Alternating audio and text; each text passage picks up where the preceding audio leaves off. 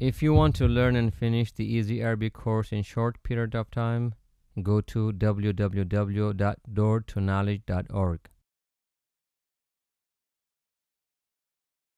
and register. Jazakumullah khair. نحمده ونصلي على رسوله الكريم. سبحانك لا علم لنا إلا ما علمتنا إنك أنت العليم الحكيم. بسم الله الرحمن الرحيم. Welcome to Learn Quran Ayah by Ayah, word by word. Lesson 4. We're still in Suratul Fatiha on the 4th Ayah. إياك نعبد وإياك نستعين. إياك نعبد وإياك نستعين. You alone we worship, and you alone we seek for help.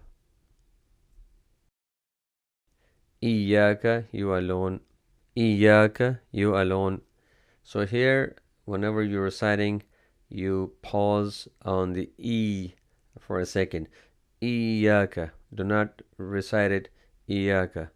إياك, meaning you alone, or only and only you. إياك. Ka, as we learned, is a pronoun zamir. Ka, meaning you. Ka, you or your. Ka. Na'budu, we worship. Na'budu, we worship. Na'budu, the past tense is abada. Abada, meaning he worshipped. Abada is the past tense of na'budu. Abada, he worshipped. And the present tense and future tense is ya'budu. Ya'budu, he worships. Ya'budu, he worships. Or future tense, he will worship. Ya'budu, he will worship. So na'budu is on the wazn of ya'budu. Ya'budu, he worships. Na'budu, we worship. Na'budu, we worship. And the future tense is we will worship. We will worship. Wa iyyaka, and you alone. Wa, wow, and iyyaka, you alone. Iyyaka, you alone. Nasta'inu, we ask for help. Nasta'inu, we ask for help. Nasta'inu, the past tense is ista'ana. Ista'ana, he asked for help. Ista'ana, he asked for help. And the present and future tense is yasta'inu. Yasta'inu, he asked for help, or he will ask for help. So the past tense is ista'ana, he asked for help, and the future tense is yasta'inu. Yasta'inu. Ista'ana, yasta'inu. Ista'ana, yasta'inu. Try to memorize this. This is a pattern. This is a wazn. Those who has not taken the course, please take the course. You will understand these patterns. So ista'ana is on the wazn of istaghfara. Istaghfara, yastaghfiru. Istaghfara, yastaghfiru. Ghafara, meaning to forgive. Ghafara.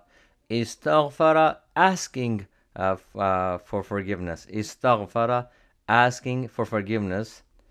So try to take the course, inshallah. You will learn all these patterns. It will be very easy to understand the meaning of the Quran or the translation of the Quran if you know all these patterns, inshallah. Yasta'inu, he asked for help. Nasta'inu, we ask for help. Here, إياك is maf'ul. إياك is maf'ul muqaddam. Muqaddam mean it came first. It should be فعل, فاعل, and مفعول. But here, إياك is maf'ul, is coming first. نعبد is فعل with فاعل. نعبد فعل with فاعل. نعبد, we worship. So we is fa'il, worship is fa'il. So نعبد is fa'il with fa'il. وَإِيَّاكَ, waw is ataf. Ataf means to connect two words or two sentences. Here it is connecting two sentences. إِيَّاكَ نَعْبُدُ وَإِيَّاكَ نَسْتَعِينُ. So it's ataf. Ataf is connecting two sentences. إِيَّاكَ is مفعول. نَسْتَعِينُ فعل with فاعل. فعل with فاعل and becoming jumla, sentence. So it is إِيَّاكَ نَعْبُدُ, one sentence. إِيَّاكَ نَسْتَعِينُ is another sentence. And waw is ataf, that connecting two sentences. Here's the word إِيَّاكَ. We translate you alone. إِيَّاكَ. It is more emphasis. إِيَّاكَ نَعْبُدُ. We only and only worship you. إِيَّاكَ نَعْبُدُ. We only and only worship you. إِيَّاكَ نَسْتَعِينُ. We only and only ask help from you. So here's more emphasis. It should be read with more emphasis. إِيَّاكَ نَعْبُدُ وَإِيَّاكَ نَسْتَعِينُ. But if you take this, the إِيَّاكَ out, it will be نَعْبُدُكَ وَنَسْتَعِينُكَ. We worship you and we ask help from you. So نَعْبُدُكَ, we worship you. وَنَسْتَعِينُكَ, and we ask help from you. So it came with more emphasis. If it is just regular, we worship you and we ask help from you, it will be نَعْبُدُكَ وَنَسْتَعِينُكَ. But it came with more emphasis. إِيَّاكَ نَعْبُدُ وَإِيَّاكَ نَسْتَعِينُ. While you're reading, you should put more emphasis. إِيَّاكَ نَعْبُدُ وَإِيَّاكَ نَسْتَعِينُ. Here Allah subhanahu wa ta'ala is telling us or teaching us that we only and only worship Allah subhanahu wa ta'ala. We don't worship nothing else. And also we only and only ask from Allah subhanahu wa ta'ala.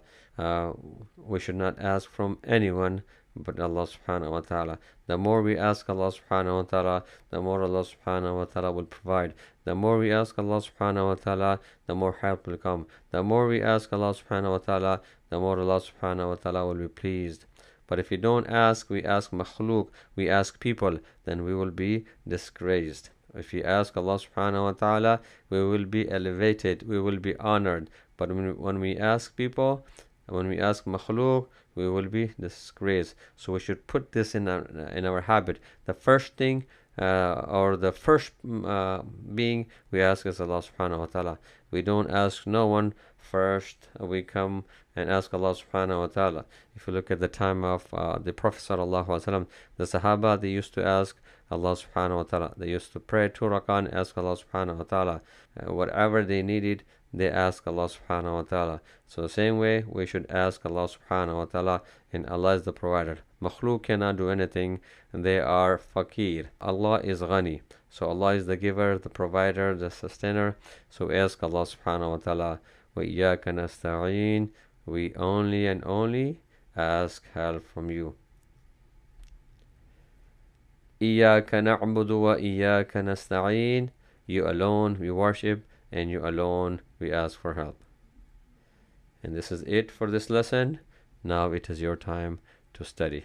Make sure you watch this again and again and try to study. It might take few more of your minutes, but inshallah it will be worth it. Don't forget to subscribe, like, and share, and ring the bell for the upcoming videos. سبحان ربك رب العزة عما يصفون وسلام على المرسلين والحمد لله رب العالمين. السلام عليكم ورحمة الله وبركاته.